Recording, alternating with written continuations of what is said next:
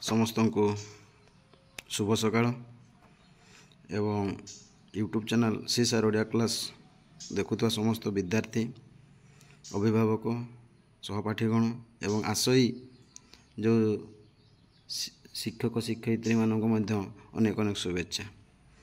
ଆପଣମାନଙ୍କର ଯେଉଁ ରହିଥିଲା LTRର ଯେଉଁ 6225ଟି ପୋଷ୍ଟ ଯେଉଁ ରହିଅଛି ଏବଂ ସେଥିମଧ୍ୟରେ ଯେଉଁ TGT ଆର୍ଟ୍ସ ଏବଂ TGT ଓଡ଼ିଆର ଏହା ହେଉଛି ସମ୍ପୂର୍ଣ୍ଣ ଭିଡ଼ିଓଟି ଏବଂ ଏଠାରେ ଯେଉଁ ଥିବା ତୁମର ଯେଉଁ TGT ଓଡ଼ିଆର ସମ୍ପୂର୍ଣ୍ଣ ସିଲାବସ୍ଟି, ଏହି ସିଲାବସ୍ରେ ଯେଉଁ ରହିଅଛି ପ୍ରତ୍ୟେକ ସିଲାବସ୍ର ବିଷୟ ବା ପ୍ରତ୍ୟେକର ୟୁନିଟ୍କୁ ମୁଁ କ'ଣ କରିବି ନା ତା'ର ଯେଉଁ ରହିଛି ବିଷୟ ଗୁଡ଼ିକୁ ତା'ର ସଂଖ୍ୟା ପରେ କ୍ୱେଶ୍ଚନ୍ ଗୁଡ଼ିକୁ ମୁଁ ଆଲୋଚନା କରିଦେବି।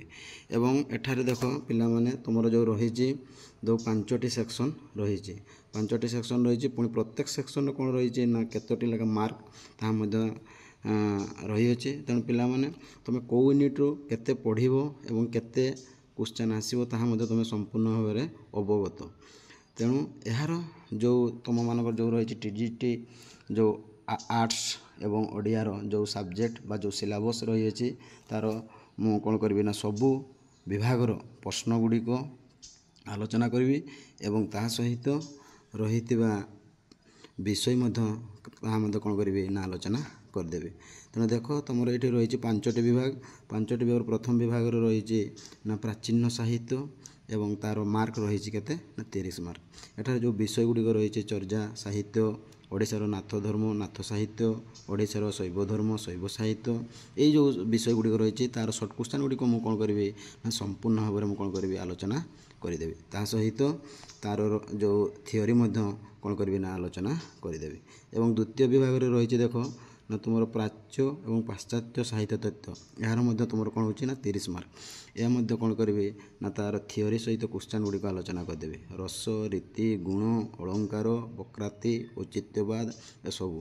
ଏବଂ ତାପରେ ରହିଛି ଦେଖ କ୍ଲାସିକ୍ ସାହିତ୍ୟ, ରୋମାଣ୍ଟିକ୍ ସାହିତ୍ୟ, ଚିତ୍ରକଳ୍ପ, ଉପମା, ମିଥ୍ ଏସବୁ ଗୁଡ଼ିକ ମୁଁ କ'ଣ କରିବି ନା ତା ପ୍ରଶ୍ନ ଗୁଡ଼ିକ ଆଲୋଚନା କରିଦେବି। ଏବଂ ଦେଖ ତୃତୀୟ ସେକ୍ସନ୍ରେ କ'ଣ ରହିଛି ନା ତୁମର ରହିଛି ଭାଷା ଓ ଭାଷା ବିଜ୍ଞାନ, ଏହାର ମଧ୍ୟ କ'ଣ ରହିଛି ନା 30 ମାର୍କ। ତେଣୁ ଏଗୁଡ଼ିକର ମଧ୍ୟ କ'ଣ କରିବି ନା ତା'ର ସଂକ୍ଷିପ୍ତ ପ୍ରଶ୍ନ ଗୁଡ଼ିକ ଆଲୋଚନା କରିଦେବି ଏବଂ ବିଷୟ ଯେଉଁ ରହିଛି ଓଡ଼ିଆ ଭାଷାର ଉତ୍ପତ୍ତି ଓ କ୍ରମ ବିକାଶ, ଏହାର ମଧ୍ୟ ଥିଓରି ମଧ୍ୟ ତୁମକୁ କ'ଣ କରିବି ଆପଲୋଡ଼ କରିଦେବି। ଏବଂ ଚତୁର୍ଥ ସେକ୍ସନ୍ରେ ରହିଛି ଯେଉଁ ତୁମର ଓଡ଼ିଆ ବ୍ୟାକରଣ ଏବଂ ତାହା ମଧ୍ୟ 30 ମାର୍କ, ଏହାର ମଧ୍ୟ ସର୍ଟ କ୍ୱେଶ୍ଚନ୍ ଗୁଡ଼ିକ ମୁଁ କ'ଣ କରିବି ଆଲୋଚନା କରିଦେବି ତା ୱିଥ୍ ଥିଓରି। ତାପରେ ଦେଖନ୍ତୁ ଲାଷ୍ଟ ଯେଉଁ ରହିଛି ତୁମର ଲାଷ୍ଟ ଯେଉଁ ୟୁନିଟ୍ 5 ୟୁନିଟ୍ ଯେଉଁ ଓଡ଼ିଆ ଶିକ୍ଷାଦାନ ପଦ୍ଧତି ବା ଯେଉଁ କହୁଛନ୍ତି ଚାଇଲ୍ଡ ପେଡାଗୋଜି, ତାହା ମଧ୍ୟ 30 ମାର୍କ। ଏହାର ମଧ୍ୟ ଥିଓରି ଏବଂ କ୍ୱେଶ୍ଚନ୍ ଗୁଡ଼ିକ ଆଲୋଚନା କରିଦେବି। ତେଣୁ ପିଲାମାନେ ନିହାତି ତୁମେମାନେ ଜାଣିଥିବ ଏବଂ ଆଶାୟୀ ଯେଉଁ ରହିଛନ୍ତି ଶିକ୍ଷକ ଶିକ୍ଷୟିତ୍ରୀ ଯେଉଁ ଓଡ଼ିଆ ଶିକ୍ଷକ ଶିକ୍ଷୟିତ୍ରୀ ହେବା ପାଇଁ ଯେଉଁ ଆଶାୟୀ ଛାତ୍ରଛାତ୍ରୀମାନେ ରହିଛନ୍ତି, ସେମାନେ ମଧ୍ୟ ଏହି ଭିଡ଼ିଓରେ ଆପଣମାନେ ସମସ୍ତ ବିଷୟର ସଂକ୍ଷିପ୍ତ ପ୍ରଶ୍ନ ଗୁଡ଼ିକ ଏବଂ ତା'ର ଥିଓରି ଗୁଡ଼ିକ ଆପଣ ଜାଣିପାରିବେ। ଏବଂ ଆପଣମାନଙ୍କର ସାଙ୍ଗସାଥି ପିଲାମାନଙ୍କୁ ସେୟାର କରନ୍ତୁ, ଯାହାଫଳରେ ସେମାନେ ମଧ୍ୟ ଏହି ଭିଡ଼ିଓ ଦେଖି ତାଙ୍କର ଯେଉଁ ଆଶା ରହିଛି ପରିବାରର ଆଶା, ସେମାନେ ଯେଉଁ ଆଶା ରଖିଛନ୍ତି ତାହା ମଧ୍ୟ କ'ଣ ଭାବରେ ସମ୍ପୂର୍ଣ୍ଣ ହେବ।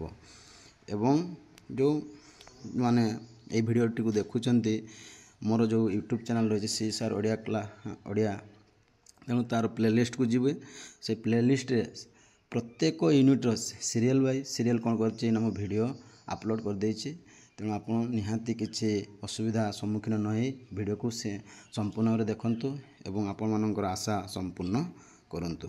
ତେଣୁ ରହୁଛି ଜୟ ଜଗନ୍ନାଥ ଏବଂ ଆଶା କରୁଛି ସମସ୍ତେ ଆଜି ଯେଉଁ ତୁମର TGT LTR ଯେଉଁ 6025ଟି ଯେଉଁ ପୋଷ୍ଟ ବାହାରିଛି ସେଥିରେ ଆପଣମାନେ ନିହାତି ଜାଣିଥିବେ ଯେ TGT ଆର୍ଟ୍ସରେ କେତୋଟି ପୋଷ୍ଟ ଏବଂ ଓଡ଼ିଆରେ କେତୋଟି ପୋଷ୍ଟ।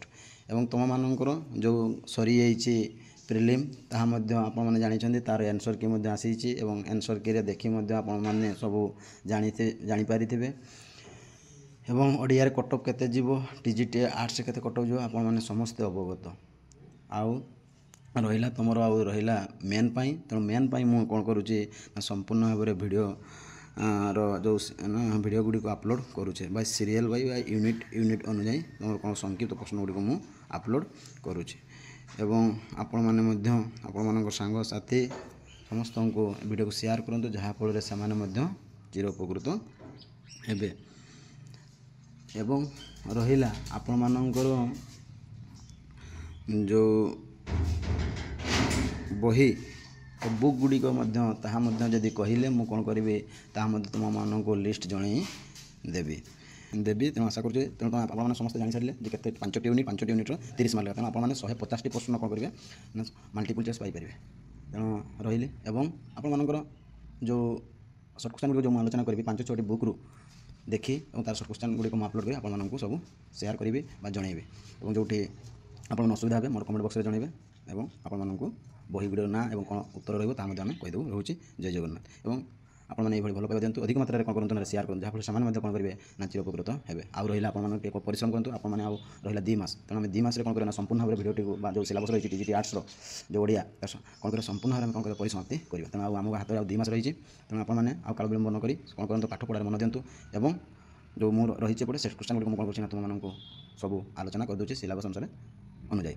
ରହୁଛି ଜୟ ଜଗନ୍ନାଥ।